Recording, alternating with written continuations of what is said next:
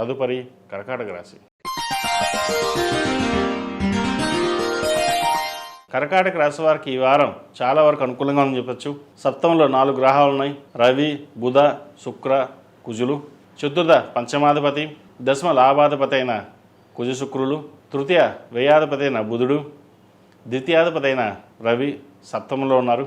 అష్టమ రాహు, భాగ్యంలో శని. వ్యాపారస్తులకు వ్యాపారపరంగా మంచి లాభదాయకంగా ఉంటుందని చెప్పచ్చు. ఉద్యోగం కూడా మంచి కలిసొచ్చే విధంగా గ్రహగతులు గోచరిస్తుంది.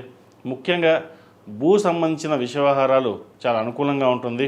భూమి సేల్ కాకుండా ఎప్పటి నుంచో ఏదో విధంగా అడ్డుపడుతున్న వాళ్ళకి లేదా అడ్డుకుంటున్న వాళ్ళకి, అలా ఉండిపోయిన వాళ్ళకి భూమి సేల్ అయ్యే అవకాశం గోచరిస్తుంది. ఒక చోట అమ్మేసి ఇంకో చోట ఇన్వెస్ట్మెంట్ చేస్తారు. అప్పులు తీర్చేసి ప్రశాంతంగా ఉండాలనే మీ ఆలోచన ఏదైతే ఉందో అది నెరవేరుతుంది. ఉద్యోగంలో స్థిరత్వం వస్తుంది. ప్రమోషన్ కోసం ప్రయత్నం చేసే వారికి ప్రమోషన్ వచ్చే అవకాశం ఉంది. అయితే ఖర్చులు రూపాయికి రూపాయి ఖర్చు అవుతుంది. ఒక రూపాయి వేస్తే ఒక రూపాయి ఉంటుంది. అయ్యో సేవింగ్స్ చేయలేదే, రూపాయి మిగలలేదే, కనీసం నా కోసమైనా ఖర్చు పెట్టుకోలేదనే భావన ఉంటుంది. ఏదైనా సరే పిల్లలు బాగుండాలి, కుటుంబం బాగుండాలి, వారి కోసమే కదా కష్టపడుతున్నాం అనే భావన ఎక్కువగా ఉంటుంది. అయితే మెంటల్ స్ట్రెస్ ఎక్కువగా తీసుకుంటారు. సాధ్యమైనంతవరకు స్ట్రెస్ తగ్గించుకోవడం చెప్పదగినది. అష్టంలో రాహు ఈ వారం మీకు అంత అనుకూలంగా లేదు. దూర ప్రాంత ప్రయాణాలు అవసరమైనది తప్ప ప్రయాణాలు చేయకుండా ఉండడం చెప్పదగినది. ఎవరికైనా సరే మాట ఇవ్వడం, మాట తీసుకోవడం అటువంటివి చేయొద్దు. షూరిటీ సంతకాలకి దూరంగా ఉండడం చెప్పదగిన సూచన.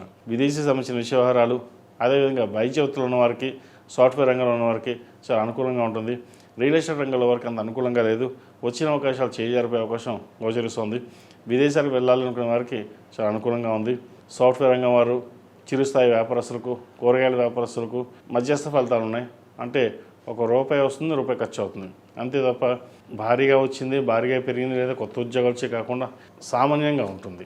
ఏదైనా సరే నిర్ణయాలు తీసుకునేటప్పుడు 1కి 2 సార్లు నిర్ణయాలు ఆలోచించి ముందుకు వెళ్ళడం అనేది చెప్పదగిన సూచన.